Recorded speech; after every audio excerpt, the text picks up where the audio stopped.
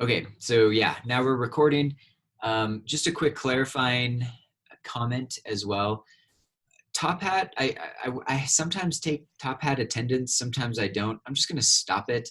I would rather have you here, and so you can ask questions while I'm lecturing on these things. And remember, at the beginning of the semester, I thought I'd just pre-record everything, but then that seemed kind of lame to me. Like I wasn't getting to, you weren't able to ask questions, and we didn't have that kind of way that we have now. So that's why I'm doing these live. I'm still recording them. If you can't make the live one, that's totally fine. I'm not going to count it against you. I just think it's better for you to be here during the class time for Zoom. But some people can't, and other people in section 2, I meet with them after this. So that's all fine. Just know I'm not going to do Top Hat attendance anymore. Okay. So with that, we're going to jump back. I'm going to share my screen again because I want everybody to do a quick, let's see, I gotta fix this. All right, I want you, 1 second, I gotta present this again. Okay. Oh, I did it again. Sorry, don't do attendance.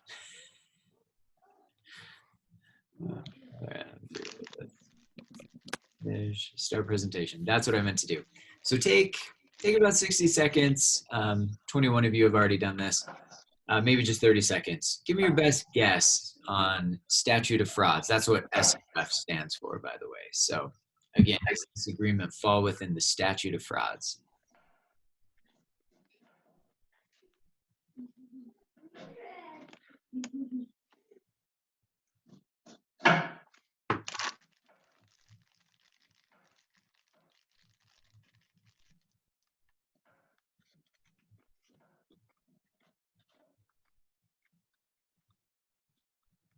We've about, I think everybody's answered almost. We have. All right, so 7 of you haven't answered yet. Get it in. You're like, I don't want to do it.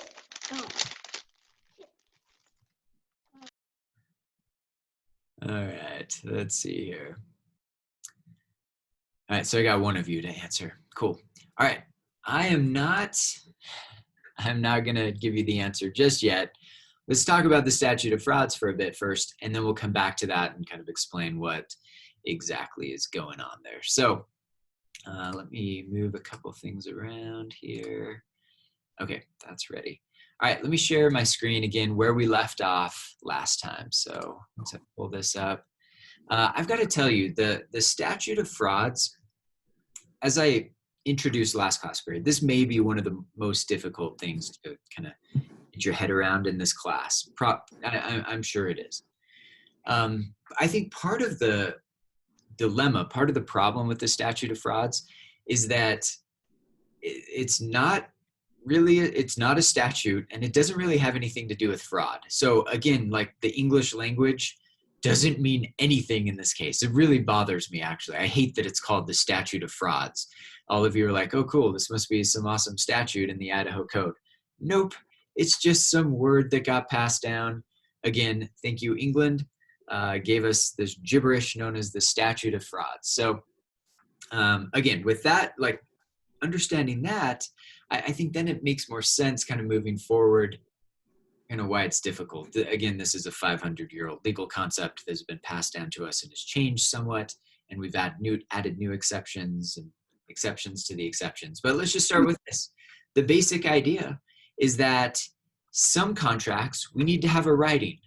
Okay, and that's how to understand the basic element of the Statute of Frauds. Sometimes that nod isn't good enough. We need a writing. So what I've done is I've created in these slides, to kind of build on what you've already read about the Statute of Frauds, steps to go through on the exam. You'll see a couple of Statute of Frauds questions. And what I want you to do is just come back to these slides, pull these up again, and just work your way through these questions. All right. So the first question is, does this agreement fall within the Statute of Frauds? And that's an odd way of saying it. Think of it like this. Does this agreement need a writing? Okay, if the answer to that is yes, then it falls within the statute of frauds. All right, that's what this first one means. So again, the first question should be, is this one of those rare agreements that's going to need a writing? Now, what I've done is in this little sub bullet point right here is I've explained kind of the main ones, right? A contract for the sale of land. That's going to need a writing. All right. So again, if I'm going to sell you my house, which comes with the land underneath it, or my farm, I am going to need a writing. That falls within the statute of frauds. Okay, so that one's easy. This next one is kind of difficult. An agreement that cannot be completed within 1 year. That also falls within the statute of frauds. And this one gets really tricky and really weird. All right, so I'm going to go through a couple examples, the high-rise top hat question being one of them. Because again, kind of the key here is that if you can complete that contract, the terms, your obligations under the contract within 1 year, and the other party can as well, then we do not need a writing. All right, so that leads us, let me escape out of this. That leads us back to our fun top hat question here. Oh, which is perfect. I'm just seeing the results right now. 16% said yes and 15 said no. So this is a perfect exam question, right? Not too easy, but half of you can get it right. Or it was just half of you are like I'm gonna flip a coin, and then we would have got the same result here. But right, and to help you with this one, let me do something else. I'm gonna go to, all right, share something. All right, I'm gonna draw this for scale for you. So, all right, so again, Brother Hales, that's me. I want to build a 97-story building in Rexburg, Idaho. Super logical. So here we've got our rolling hills of Rexburg, and I'm going to do this for scale. Right now, I'm actually sitting in my office in the Smith. I haven't been here for a month. This is weird. And so there it is. That's the Smith building. The roof is caving in. This is one of those old 60s, 70s buildings. It's decrepit. And so there it is. And again, we've got 4 stories. So 4 stories tall. And here is my new, because it's been a banner year for my law firm, let's say. That's right. Here is my 97. I don't even have enough room. Let's do one of those. All right, there's my 97-story high-rise building. We got those are all windows. So should draw. All right, and so again, 97-story building. Does it fall within the statute of frauds? Well, it's not a sale of land. This is just to build the 97 stories, right? So it's a construction contract, no transfer of land. So it doesn't fall within any of those exceptions that we were talking about with land.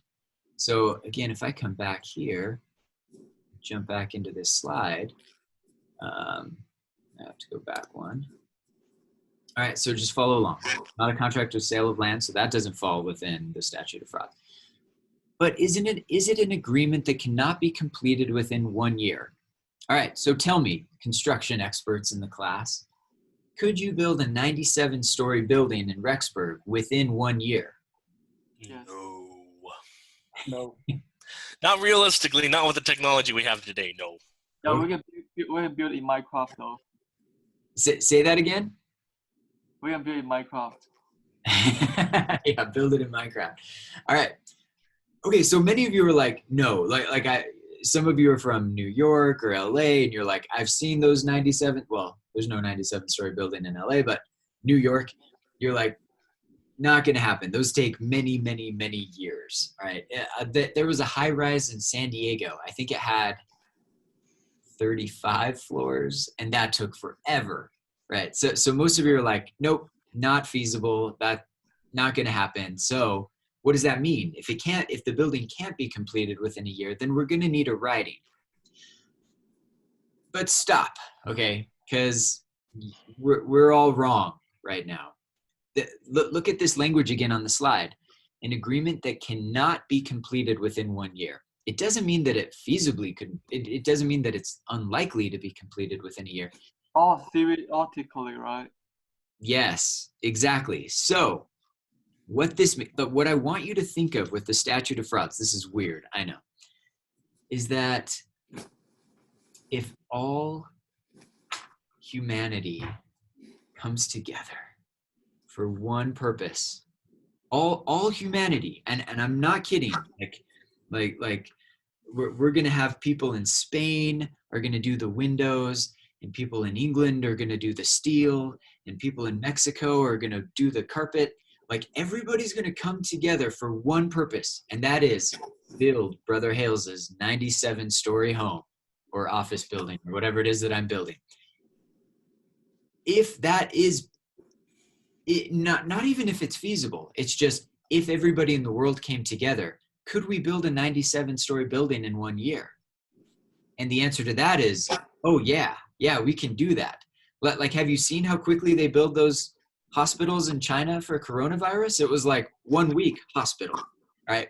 So if they can do that, yes, we can build a 97-story building in Rexburg in 1 year. Why? Because everybody's going to just leave their job, or nowadays leave Netflix, come to Rexburg and build me a 97-story building. So it's possible. I know it's not going to happen. That doesn't matter. It's possible.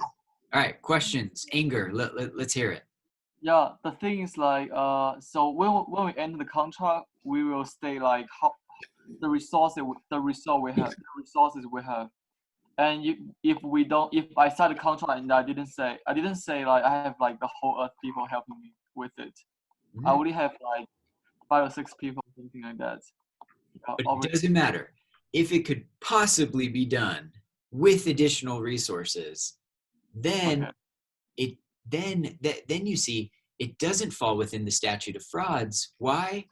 Because it could be completed within a year. Hence, we don't need a writing. And this is where it's going to be, this can cause, like I said, this is difficult if you try to do this thought process without coming back to my slides. Like I never got this until I got the slide with the image that you're seeing right now, right? Like I would always come back to this. On the exam, I don't expect you to memorize this. Just think, if Brother Hale's got everybody in the world to come help us do this, and maybe the animals too, all right, then if it can be completed within a year, it does not fall within the statute of frauds. And what that means is we don't need a writing. We don't need a contract or a text or anything else. We can just do, and see the absurdity of this, right? This means I could enter into a contract with any one of you to build my 97-story building, my house, office, whatever it is, and we do not need a writing, okay? This is nuts. This is silly. This should anger all of you accountants. You're like, Can I conclude like anything that is not required timeline can be complete within 1 year? many things can be completed within a year. I mean like anything that is not included a time frame. You get it? Yeah. So yeah, that comment is precisely where I was going to go next. So I'm going to talk about some other weird things about this. Again, I enter into a contract with you to build my 97-story building. Do we need a contract? Absolutely not. Like if we go back to our, where did I put it? Our top hat question here. Brother Hales, Yeah. will you give us an example of something that meets that requirement? Because I feel like anybody could justify, oh, we could do it in a year, like anything. So what meets that requirement? Okay, so perfect. I'm gonna do that right now. Let me first, I just want to do a quick share back here with our top hat, and so you can see what's going on and how bizarre this is. Can I not scroll? 1 second. Here we go. The correct answer is, of course, it doesn't fall within the statute of frauds, so we don't need the contract. So that's why B is going to be right for the top hat. But yeah, to get to Kaylee's question, the issue is like, if that's really the legal test, like, what on earth needs a written agreement, right? Like, this is so dumb. It's so bizarre. And here's the exception. Let's say that, well, I'll give you a good one. Many people work. Okay, let me clarify this and kind of let the wheels turn in my head.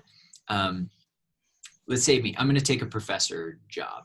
And Harvard is always bothering me to go like teach at Harvard or whatever. I'm like, leave me alone, Harvard. Okay. So that's a joke. But let's say that was true. And Harvard said, Brother Hales, or they wouldn't call me Brother Hales, Michael Hales, would you come here and teach at Harvard for a 2-year contract and we'll pay you $1 million?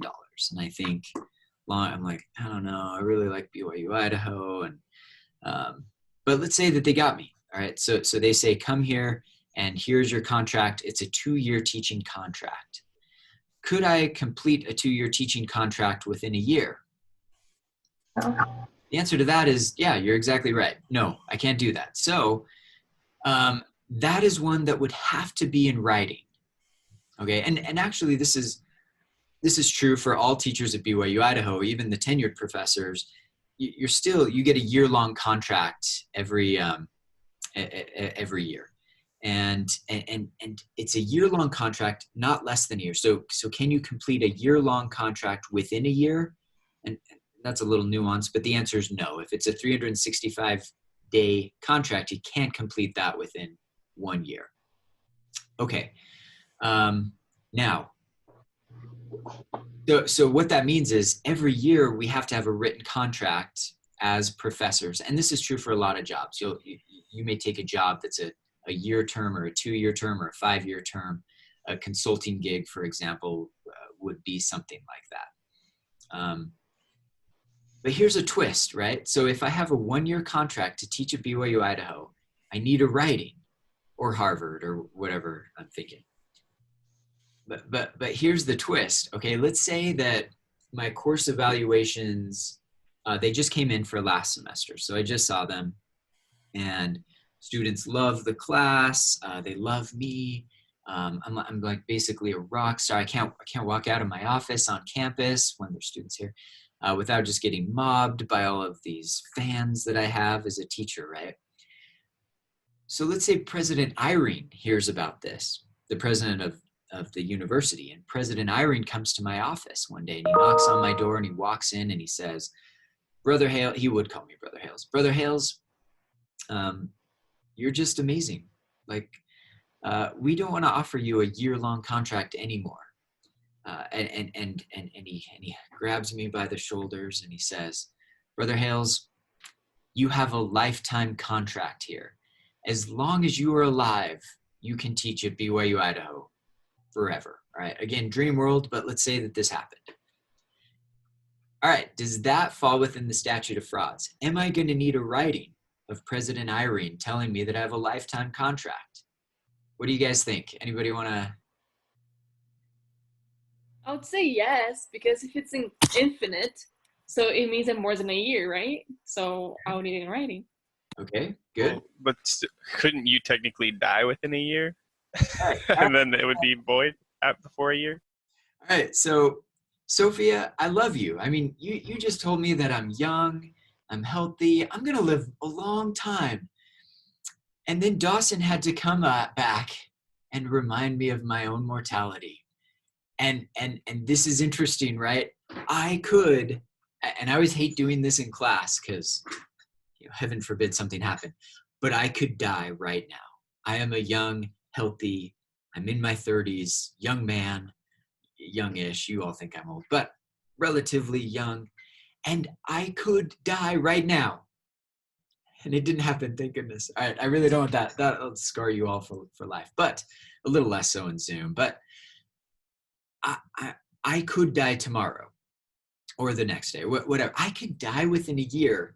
And remember, the terms of the contract were a lifetime contract. So could I complete my lifetime contract within a year? The answer is yes, because I could, remember, a little bit morbid, but I could die. Hence, this is interesting. Do I need that written? Do I need a written contract from President Eyring when he gave me my lifetime contract? And the answer is no. I could say, yeah, President Eyring gave me the thumbs up or a bro nod or whatever, like touched elbows, since we don't shake hands anymore. All of that, this is nuts, right? My year-long contract at BYU Idaho, that has to be in writing. But my lifetime contract doesn't. It's a little absurd. And I use this example only to show the absurdity of the statute of frauds. Again, thanks England. And yet, it's just important to realize this is a little weird, and you need to always, like when you're doing this, just always come back. Where did it go? Always come back to this slide and just kind of walk through it and think about it. Think about it twice if you need to, because this has all the potential to be a very difficult exam question. All right, so these are the main ones, right? Like a contract for the sale of land, an agreement that cannot be completed within a year. You read about the marriage contract, and that's always kind of fun. Brother Hills? Yeah, go ahead. I'm sorry, but this is bugging me. But going back to your first example. Yeah. The one that Building, right? we responded on Top Hat. Uh-huh. So you're saying that a construction company would have to hire the entire population of the world, and that could possibly meet the requirements, so we don't need a writing, right? But I feel like we all agree in this, but like that construction company, come on, that construction company is not going to be able to hire everyone in the world to make this happen. So you're so logical. I really appreciate this. Just throw the logic out for a little bit, okay? Because it doesn't matter that the company's not going to hire everybody in the world to do this. It just matters if everybody in the world came together to help them. Could it be done? It's so dumb. Again, yeah. I feel like it's a gag that England played on Americans, and then we just adopted it. So take this, little colonies, or something, and we've been stuck with it ever since. Again, yeah. What about buying a house? Like, because when you buy a house, you need a contract, kind of like to set up the interest rate and all of that. So will that be justification? Why do we have that contract, even though technically you could have paid the house within less of a year? Yes. But here's kind of the key with that. When you buy a house, you're also buying the land, unless it's like a rare lease or something like that. So the contract for the sale of land, even though it includes the house, which isn't land, but because it sits on the land, that's always going to fall under the statute of frauds. And I'm sure there are exceptions to that too, but we're not going to go into that. But then, what you said was interesting, right? Because it's the purchase for the purchase for the sale of the house, but maybe there's ancillary contracts to that. Like maybe you have I don't know, like a plumber's going to come in and help with the plumbing as part of that. Well, that's separate. So just separate those two out. But any contract like the financing agreement associated with the purchase of that house and its underlying land is going to need to be in writing. And again, I think what helps with this is to remember that the general rule is we don't need writings. A contract does not need that formality. It just needs the offer, acceptance, and consideration. The statute of frauds is an exception to that. This just says some contracts, we're going to say need a writing, need some proof. All right, remember, I'm not saying that it needs a contract. It just needs a writing. Okay, so keep that in mind. Sometimes I mess that up as well. And the rationale here is that some contracts are just kind of, well, I think you get this, and I think I put it in the reading. Our memories aren't great. So if a contract is going to last more than a year, has to last longer than a year, we should get it in writing, because our verbal agreement in a dark alleyway, we may forget all of the terms of that. So that's why we've got this completed within 1 year, doesn't need a writing, whereas if it can't be completed within a year, it doesn't need a writing. Hey, Brother Hills. Yeah. So is the statute of frauds always used as a contract's defense? Usually, yeah. So the idea here is like somebody's going to allege that there's a contract, and you're going to say, no, there isn't, because this falls under the statute of frauds and we need a writing, and they don't have a writing, hence no contract. It's most typically used as a defense to somebody else claiming that a contract does exist. Brother Hills. Yeah. So I don't know if you know Brother Nate of the economics department, but he teaches every like 6 months sometimes because he does political stuff. Is that because it's a reoccurring contract? Does that make it a part of the statute of frauds? Brother Nate's contract. Because I know he like goes every 3 years, but sometimes he's like does it for like 6 months, I believe, where he's teaching at the school. Yeah. I don't know how that works, but my understanding is that he would still have a year-long contract, but his teaching load may be reduced for times that he couldn't be here, for example. So I think he still operates under the same terms that the rest of us do. He's got additional time off negotiated that I don't have. Yeah, good. Hey, Hales, I have a question. Uh-huh. So why do matrimony has to be in writing then? Because like if it's like until death do us part, right? And you could die the next day, so it didn't need to be in writing, correct? Again, this is totally England's fault. This and the whole marriage thing, it's interesting because it's contracts ancillary to the marriage, right? So it's not just the marriage contract. It's and I love going over this because it's so bizarre, but it's, let's say, Sophia, you meet the right man, right? Like comes in, sweeps you off your feet, you're just in love. But then you find out he's got some like personality flaws, like all of us do. And anyway, and it makes you a little hesitant. So when he gets down on his knee and he says, it's such a stupid example, but it's pretty funny, and says, Sophia, will you be mine forever? Whatever he says, right? And he pulls out the ring. And you're like, oh my gosh, this is great. And then you're like, but you're kind of weird. And maybe he sees the hesitation in your eyes. And so he says, by the way, Sophia, let me sweeten the deal. I'm rich and I have an island in the Caribbean. That's yours, if you will accept this ring, or something, or just anything. Like it doesn't have to be an island. It could be something extra, a car or something, right?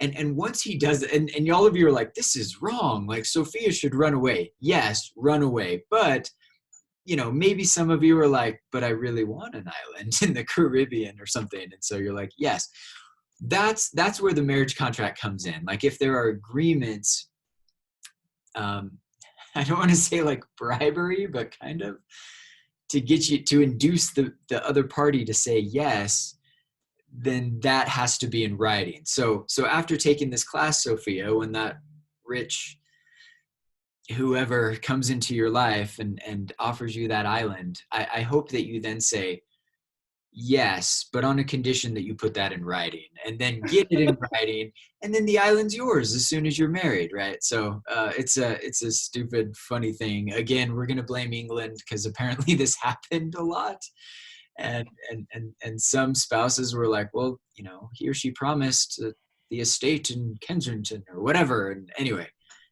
now you know why we're stuck with that weird one. Hey, Brother Hales, speaking of England, what would the legality behind a contract that asks somebody to cut down the mightiest tree in the forest with a herring be? Yeah, we're gonna leave that to the English. So, good times. All right, notice this last, I kind of hide this on the slide. It's down at the very bottom. The sale of goods for $500 or more. And then it's got that UCC. That stands for the Uniform Commercial Code. Tuck that away in your mind for now. We're going to cover the UCC next week.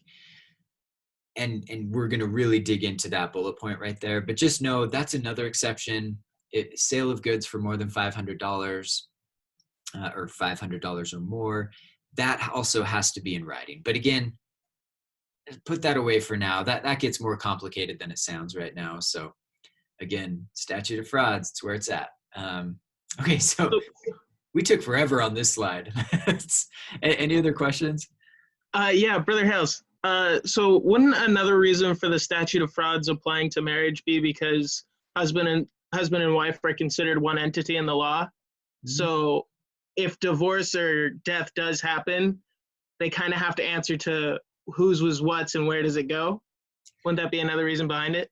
That's right. And all prenuptial agreements, those have to be in writing as well. And we actually talk about prenups here. Prenup is just the way that I say prenuptial agreement. Well, everybody says prenuptial agreements. I actually have a little mini lesson on that. Again, we talk about the contracts of love in this class. And so I'll bring that up. And some of you are like, prenups have nothing to do with love, Brother Hales. Anyway, I have an exception for you, and it's super cute, and you're gonna all love it, and you're gonna all have prenups after this class. Yeah, I think that goes into it as well. Just those agreements in consideration of marriage, in anticipation of marriage, those have to be in writing, including prenups. So, and of course, the island in the Caribbean. Okay, so good. Any other questions before I jump into the next issue? So those contracts for you within 1 year don't need a writing, so they can just do it out of oral or something. Yeah. Just be on any other form other than writing. Technically, yes. Now I hope that you don't leave my class thinking I'm never going to do another contract again. Like I can just do a bunch of like nods and thumbs up. That's not it. But if that happens to you, you can still claim that there is a contract and have the other party fulfill their end of the bargain. But again, my main lesson here, let me just kind of lay this out right now so it's super clear. Get the dang thing in writing anyway. Okay, so all right, that's my legal lesson. You're welcome. Free legal advice for the day. All right, cool. All right, so now remember, statute of frauds is a number of steps. We've only gone through the first part. Sorry. Okay, so now we move on to the second. So the first question, remember, was, does this fall within the statute of frauds? If it does, we're going to need a writing. Now, question 2 is the statute of frauds satisfied? Meaning, is there a writing? Like do we have evidence of the statute, that the statute of frauds has been met with a writing, etc.? And I say etc. because there's a lot of exceptions to this too. Sorry. All right.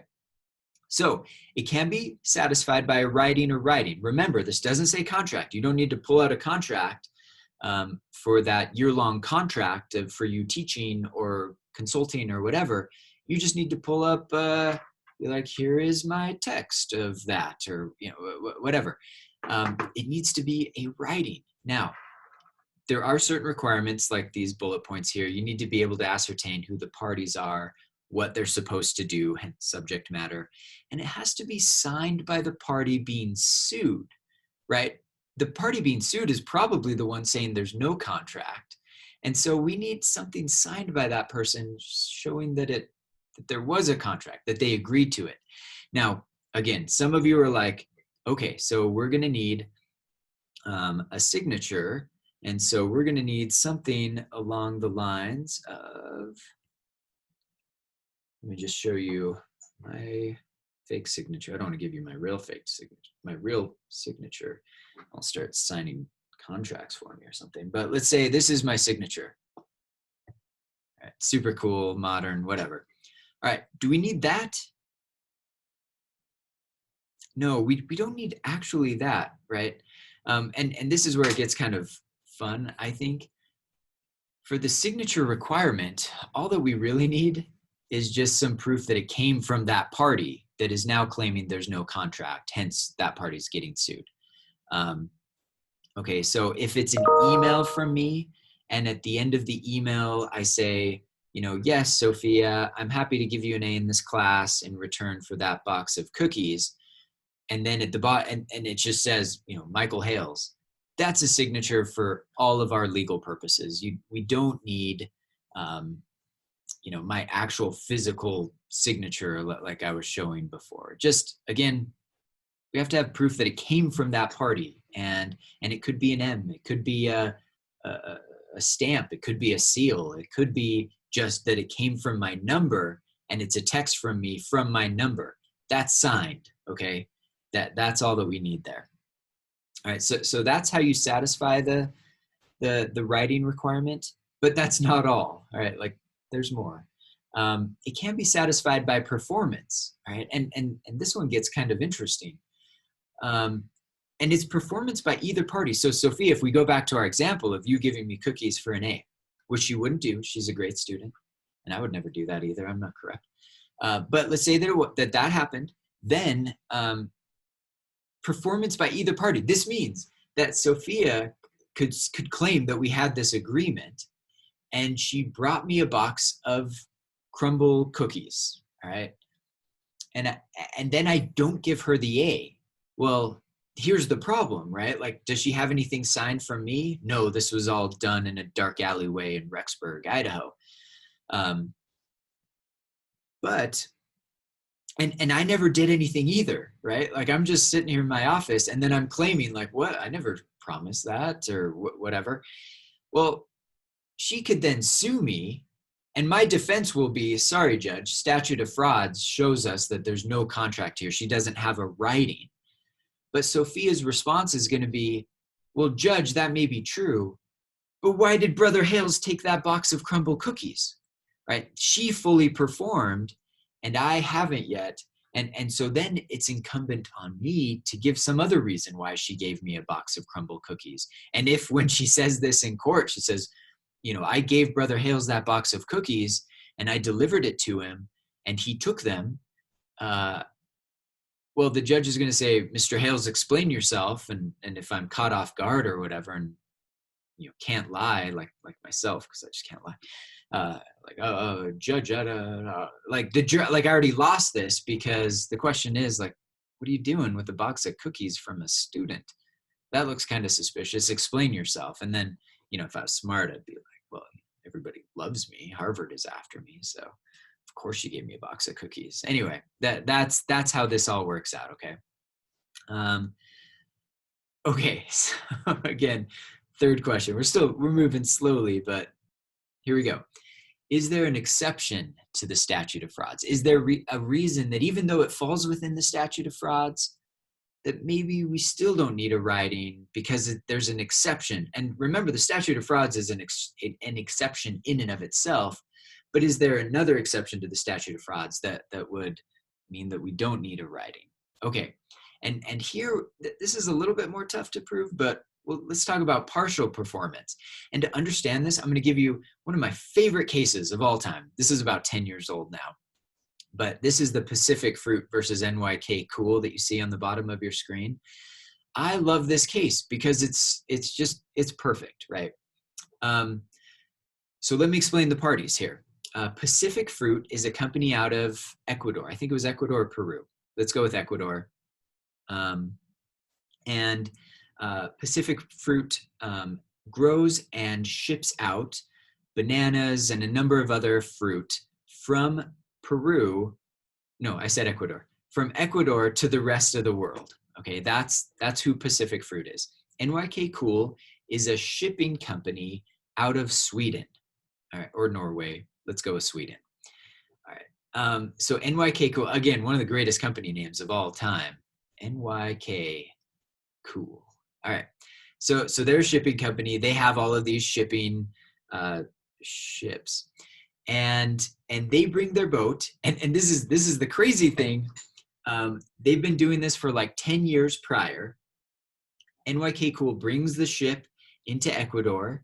Pacific Fruit loads the fruit onto the ship of NYK Cool, And NYK Cool then takes their ship and goes up the coast to Los Angeles, where it drops off half of the fruit, and then over to Tokyo, where it drops off the other half of the fruit, and then back down to Ecuador to reload. And again, they've been doing this for many years.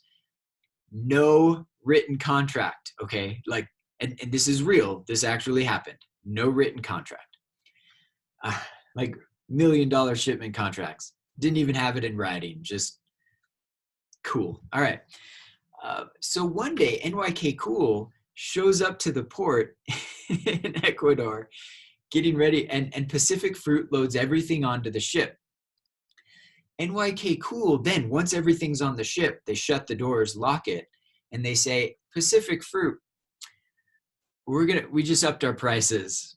I know we've been doing this. We normally give you $1 million at this point, but it's going to be at least 1.5 million for us to transport this fruit up to Los Angeles. Okay, shady Swedes, right? So Pacific Fruit freaks out because if you didn't know this, if you're not a farmer like me and understand this, fruit doesn't like last forever. It doesn't last that long at all. So they're like, no, get out of here. That fruit needs to get to Los Angeles. And so Pacific Fruit calls up their lawyers in New York City and says, sue NYK Cool right now. like literally, they're like, this needs to happen today. So it gets up to the firm in New York. The New York firm immediately files the lawsuit against NYK Cool, who also has attorneys in New York. And it all started to play out like you would anticipate. NYK Cool, what's their defense when they get in front of the judge? Statute of frauds. There's no contract here, judge. Like tell them to produce the contract that says that we'll ship it for $1 million. They don't have it. They're making it up, judge. Statute of frauds requires a writing and they don't have one. All right. Now put yourself in the shoes of the attorneys for Pacific Fruit. How do you respond to that? Well, obviously, because it's on this slide, you're going to know that, and this is exactly what happened. Pacific Fruit's attorneys turned to the judge and said, Judge, what do you mean there's no contract? They've got $1 million of our bananas on their, sorry, I'm yelling. I'm going to tick off all the other teachers. They're like, what do you mean there's no contract? They've got our bananas on their boat. Of course there's a contract. At which point the judge turned to the attorneys for NYK Cool and said, yeah, what are the bananas doing on your boat? At which point those attorneys were like, well, gonna check my notes here. Can I talk to my client real quick, judge? And the judge is like, don't bother, ship it for $1 million. And case closed. And it was very quickly that ship left the harbor on its way to Los Angeles. Again, no writing, but the judge, but the other party said, we don't have a writing, but we have partial performance. Our bananas are on the boat. Okay, so I love that case. It's a great one. Again, not that long ago either. Get stuff in. What if he returned the banana though? What's that? What if the banana was returned? Yeah, I guess they could have just dumped the bananas back on the dock, but they didn't. NYK Cool wanted money, but they just got greedy. They wanted more money, and they thought they could get away with it because there wasn't a contract, or a writing or anything. Crazy stuff. Brother Hills. Yeah. Couldn't another way to prove it have been showing that the financial statements showed years of interaction? Yes, but that one's a little bit more tough, right? Because I guess I have lots of agreements with people that I don't do business with anymore. And you can always explain that. It was just a dagger to the heart of NYK Cool when Pacific Fruit said, we have a contract, they took our bananas. Another question is if they return a banana, it means the position can be returned. Positions, you can see position here. Mm-hmm. Only unless the parties cannot be returned to their own positions. But if they return the bananas, it means the position can be returned. Technically, yes, but again, remember, bananas don't have a great shelf life. You kind of got to get them out of there. And Pacific Fruit was saying, Pacific Fruit could get those bananas to Los Angeles eventually, but maybe not Tokyo, right? Like they could have got another shipping company to come in, but it would have caused so much financial harm that it was worth paying an attorney in New York. By the way, New York attorneys, like $1,000 an hour minimum for something like this, but it was worth spending thousands, tens of thousands of dollars to get this done in New York to avoid trying to find another shipping company and losing the Tokyo deal, for example. Anyway, I love this case. It's a great one. This next one here on the slide, admission, that one's fairly easy. Like we may not have a writing, but if you admit that we have a writing, why do we need a writing anymore? You just admitted that we have a writing. So again, that's an easy one. And then promissory estoppel, we've hinted at this before. Promissory estoppel just means like maybe you promise, we don't have a writing, but you promised me something in return for doing something else. And again, it falls within the statute of frauds. Again, like maybe it can't be completed within a year, or it's for the transfer of land or whatever. But because I justifiably relied on your promise, you are estopped from using the statute of frauds as a defense. Again, this one, let's hold off on this one for now. But again, promissory estoppel is just a great word. Okay, so let's go here. I do want to cover parole evidence rule really quick. All right, yeah, we got time. The parole evidence rule, this is, all right, so we're done with statute of frauds, okay? Parole evidence rule, big picture here is, with this one, the rule says that if you have a final contract, then you can't use later conversations. You can't say, no, sorry. I got that totally wrong. You can't use prior conversations as a way to dispute what the contract says. And that's big picture, but let me just tell you, this is very different than the statute of frauds. But this one is easy. This one I think is much easier because here words mean something again, like English makes sense again. Parole meaning spoken, and evidence, right? So what this means is you can't use your spoken words that happened before the contract was signed to dispute the terms of the contract as evidence against the contract. Does that make sense? This one's really easy. Let's say I'm negotiating with any one of you to bring me cookies, and then I'm going to pay you I think it's $10 for a box of cookies at any of these cookie places that we have in town.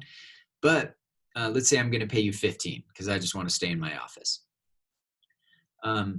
Well, let's say that you and I are talking about it, and during the negotiation, you say, no, I'm going to need $18 to bring you the box of cookies. But eventually we sign an agreement, or we enter into an agreement that says that it's going to be $15. Well, once you deliver me the cookies and I give you $15, then you sue me and you say, no, I wanted $18. And your argument is, Judge, when we were talking about this, I told Brother Hales it was going to be $18. Well, you can see the absurdity of this. The judge is going to look at you and say, well, if it was going to be $18, why did you sign an agreement that says $15? That's the parole evidence rule.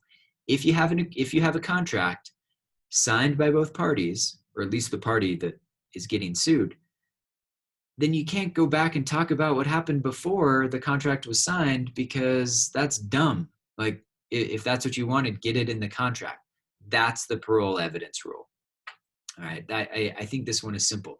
Now, what does it not do? It doesn't care about subsequent conversations. We may have had an agreement for $15, but then something happened and you called me up and you said, this is going to have to be $18.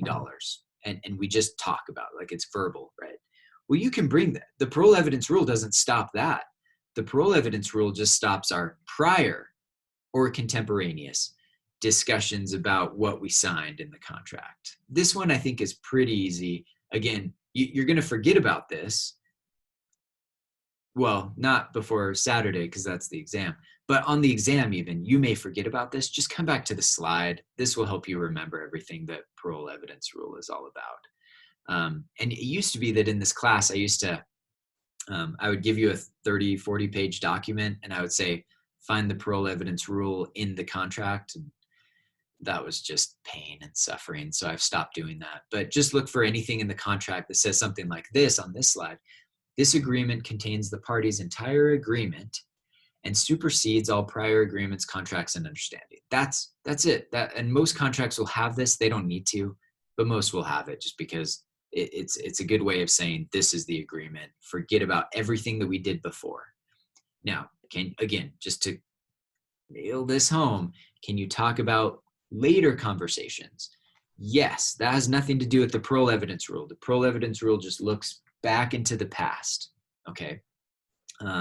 Now, even with that, there are some exceptions to the parole evidence rule. This is a law class. We got to have 50 exceptions to everything. Thanks, England. So explanations of what the terms of the contract meant. Yeah, bring that up. Again, we may have a contract written even that's vague or ambiguous, like has ambiguous terms. And in that case, anybody's allowed to, either party. The parole evidence rule doesn't keep you from explaining to the judge or the jury what that term meant to you or to both of you, right? Anyway, these are all just look at those. And, yeah. Let's not spend too much time unless there's a question on the parole evidence rule. Okay, cool. All right. So now, and this was just a great case, the Free Will versus Price, where the parole evidence rule came into and changed the course of this case. This is interesting because it deals with student housing at the University of South Carolina. These two students were told that there were hookups, or that there were a washing machine and dryer and a dishwasher in this student housing. Well, they got there and there was none of that. And so they sued. Well, they just left, and the landlord sued them. And their defense was, no, he told us that there was a washer, dryer, and a dishwasher, and that wasn't true. And the landlord said, nope, sorry, that's parole evidence rule. You can't introduce that into evidence at the court. And they said, no, this is one of those exceptions because there were terms that were ambiguous in the contract that talked about water hookups and stuff like that. And so they ended up winning this case because of an exception to the parole evidence rule. That's all that's saying. Which leads us to kind of the last little bit of this class. The last 5 minutes just deals with third-party rights and other parties. Privity, you kind of understand. Privity just means if you and I have a contract and one of us breaches, the other party has to sue. Now maybe our agreement with each other affects a third party and they want to sue too. Well, they can't do that because they're not a party to the contract. So we'll talk about an exception there in a second. So yeah, let's just get into it. But first you need to this is a reminder from the last class and the reading with third-party rights. Again, here English means something. You've got assignment of rights, and then a separate thing is delegation of duties. So exam tip, if you ever see anything that says assignment of duties or delegation of rights, that's wrong. That is not the right answer ever on the exam. It has to, you can only assign rights and you delegate duties. Okay, that's how it works. Now, with every contract, there's rights and duties. So if I enter, go back to Sophia, I'm going to pay you $20 or 15 or whatever it was, and you're going to bring me cookies. Well, my duty is to pay the money, and my right is to take the cookies. Inversely, her duty is to bring me the cookies, and her right is to collect the money, right? So each party in a contract has rights and duties. And this, no, I'm not going to go into that. I could muddy the water. So you can basically freely transfer your rights under a contract. So my right was to take cookies, right? Well, if I've got another student here, let's say Brandon, my TA, is here with me, and when I get the cookies, I just hand the cookies to him. Can I do that? Of course I can. That was my right. Remember, it was to collect the cookies under my agreement. So I can just pass those cookies to somebody else. This is much like mortgages are done today. When I bought a house, when we moved here, we got a house. We went to Beehive or one of the local banks here to get our mortgage. And their right under our contract was to take our monthly mortgage payment. Every month they would take our payment. Well, as soon as they kind of locked down the agreement, they sold the mortgage to somebody else, meaning you know what this means. They assigned their right to my money to somebody else. So now I don't pay Beehive Bank every month for my mortgage. I pay some company out east that I've never even heard of, and they take my money. But they can do that because Beehive assigned the rights of taking my money to somebody else, and now I pay somebody else. Kind of lame because they have like a terrible online payment program. It's like 1999 all over again. But okay, but this is where we get into some other exceptions, right? So rights that cannot be assigned when the contract is personal in nature. So the second one is easy. If the contract says, if when I was signing up for my mortgage, I put in a clause that said Beehive shall not have the right to sell this mortgage to somebody else, right? Then they can't do it because it's part of the contract. That makes sense. But this other one where the contract is personal in nature, let's say that you work at my store and it's my right to have you come work at my store. Well, if I sell the store to, or law firm, let's do it that, like it's a law firm. You're my paralegal. And so your right is to collect money. My right is to have you work in the store or the law firm. Well, if I sell my law firm to somebody else, it doesn't seem right that I could transfer that right for you to come work for somebody else. Like you can be like, nope, I liked working for Brother Hales. This other attorney's a jerk. That's what that means right there. And inversely, we've got delegation of duties. And it's kind of the same thing. Like, again, our typical agreement, get this out of the way. A delegation of duties, it doesn't mean like one party gets off scot-free. So let's kind of do something here. This example helps it all make sense. I enter into a contract to paint my neighbor's fence for $10, and I delegate my duty to paint. Remember, it's my duty. Like my right is to get $10. My duty is to paint the fence. Well, that's great. I can actually delegate my duty though. I can tell my brother, hey brother, you go paint the fence. And if he accepts, great. Like he can go paint the fence. I just delegated my duty. Now, if my brother doesn't do it, maybe my brother's a slacker. And if he doesn't do it, when I get sued, I can't say, sorry, neighbor, that I delegated that duty to my brother. That doesn't get me out of it. I still have to paint the fence if he doesn't do it, okay? Now, there's of course exceptions to this as well. Like, let's say it's not just painting a fence white. Let's say it's like I'm a world-renowned artist and I was hired to paint the fence with some cool collage of paint stuff, right? I am clearly not a painter. I was gonna put a Monet on their fence, right? Can I delegate that duty? Clearly not. That's what this slide is all about. I have special skill. And so if I have special skill, I can't delegate that to somebody else who doesn't have that special skill. If I was hired just because I am me, then I can't delegate my duties. Questions on any of this so far?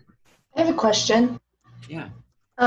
Like your neighbor, she came in a contract with you, and then all of a sudden somebody else is at her house painting her lawn or painting her fence. Yeah. I feel like that'd be a little weird, even if you knew the person. It'd be like, you're not the person I asked to do this. Yeah. Yeah. So that kind of gets into like, is it personal in nature? Again, like I think of it like this. I've never been to a massage because that sounds gross to me. But let's say you like massages and it's always Jill that gives you your massage every time or whatever.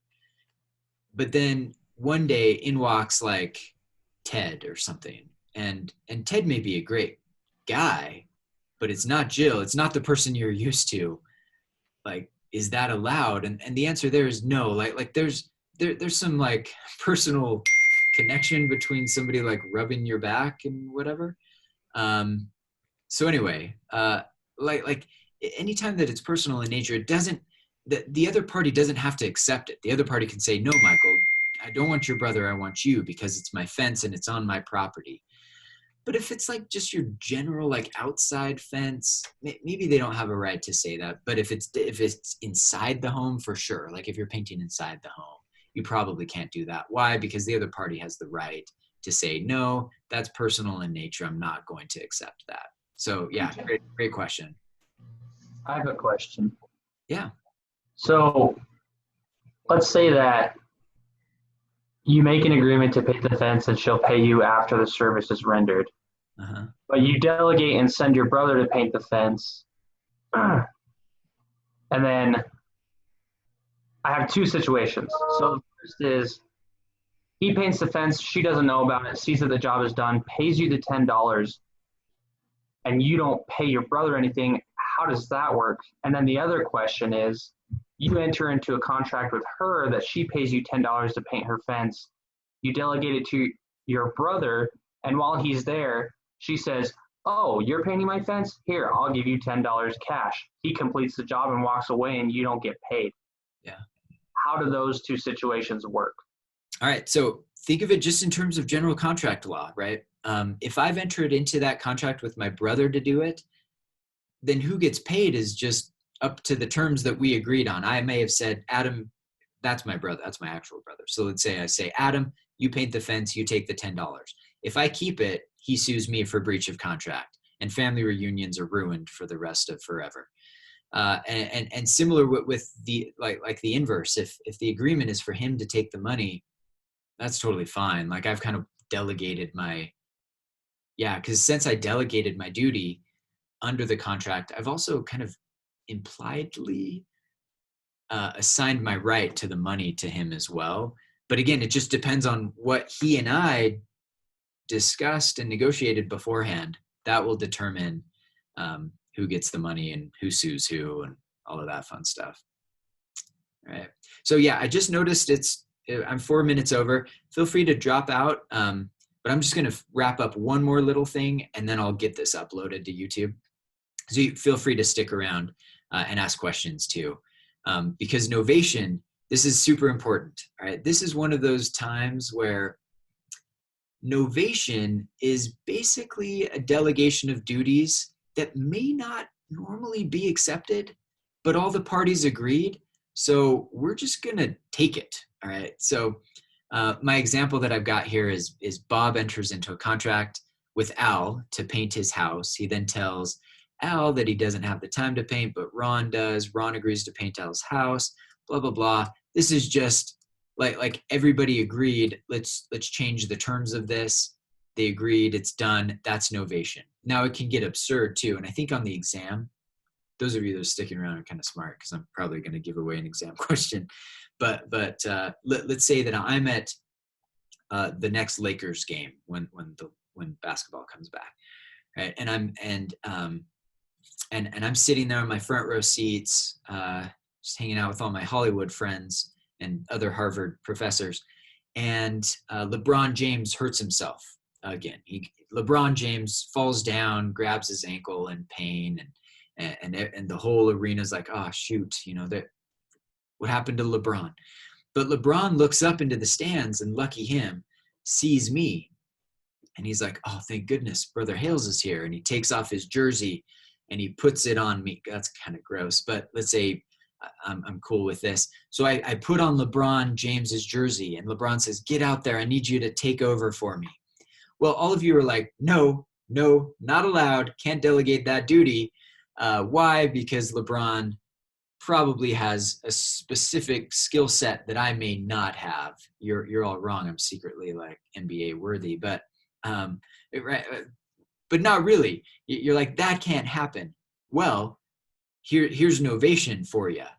LeBron puts the jersey on me, looks over to the coach, and the coach is like, yeah, Hales, get in. All right. At that point, that's novation. It was like an otherwise impermissible delegation of duties. But because everybody agreed, every party, the coach, let's say the general manager was up in the box, was like, yeah, send in Brother Hales.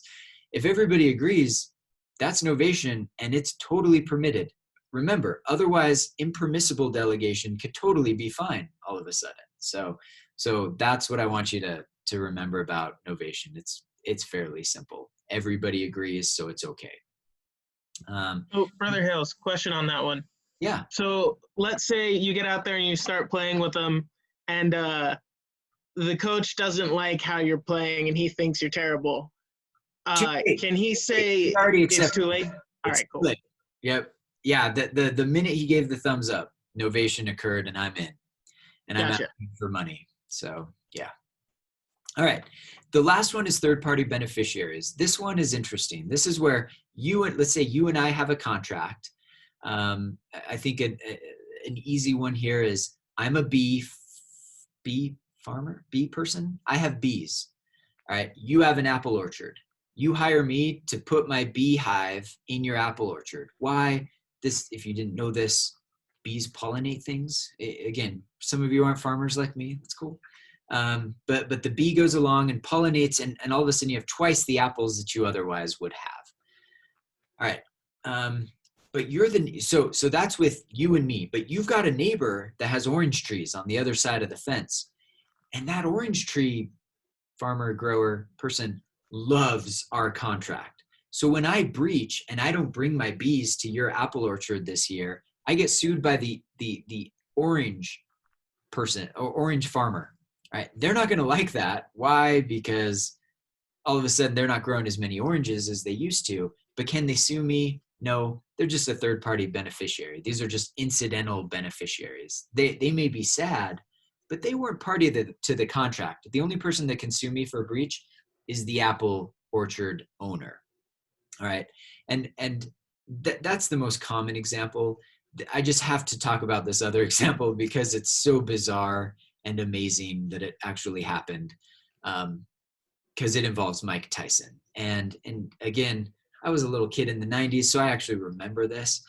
Mike Tyson was a famous boxer, and I think it was Holyfield that he was fighting in MGM in Las Vegas. This was the fight of the year. Everybody, like, and if you didn't know this, because I didn't know this, like, the thought of going to a boxing match doesn't appeal to me, but getting seats at a boxing match like this, like, so much money, like thousands and thousands of dollars for the cheap seats up at the very top. Ridiculous, right? So lots of people spent lots of money to see the Tyson Holyfield fight. It starts kind of like your normal, typical boxing match, but then things get weird. Tyson just decided to bite off the ear of Holyfield, and they called the match. They're like, okay, we're done. And again, if you haven't heard of this, you don't know. You're like, I'm not even a boxer. You're like, of course not. Shut your mouth. I'm huge. But I'm not even a boxer, and I know about this happening. This was a crazy thing. So they called the boxing match very quickly, and everybody left. And imagine you were one of these people that spent $30,000 to watch a fight. Well, you may be kind of ticked off that Tyson decided to become a cannibal, and the whole thing was just called off, and everybody had to leave. So they started suing MGM, saying, like we want our money back. You breached the contract. Well, the judge did an interesting way of going about this contract, and MGM really made the argument. They said, nope, all of you in the stands are just third-party beneficiaries. You're not part of the contract. The contract for the fight was between us, MGM, and the fighters. And you're all beneficiaries, meaning you have a contract, you bought a ticket, but the ticket was to see the fight. And boy, did you see a fight. Like, you will tell your grandchildren about this fight that you were at where ears started getting bit off. And again, it was put back. I think they sewed it back together, but that it was just an interesting legal theory that MGM used to defend themselves from all of these contracts. They basically said the contract that you signed was to watch a fight, whatever happened, and you and you got that. Congratulations. So that's kind of how that worked out. Again, that's the much less common example. The much more common one is like typically bees and whatever, some contract that two other people have that also happens to benefit you, but you're not part of the contract. You can't sue anybody for breach because you're not part of the contract. And you understand this inherently because the question on the first exam with Astrid burning down the cookie place, or maybe it's just the example we talked about in class. Astrid burns down the cookie place. Well, I love the cookie place. Can I sue Astrid? Of course not. I'm not, she didn't harm me. And so that same issue of privity comes into here. It's basically the same thing. So you've heard this. All right, so let me stop sharing. And anybody have any questions that they want to talk about?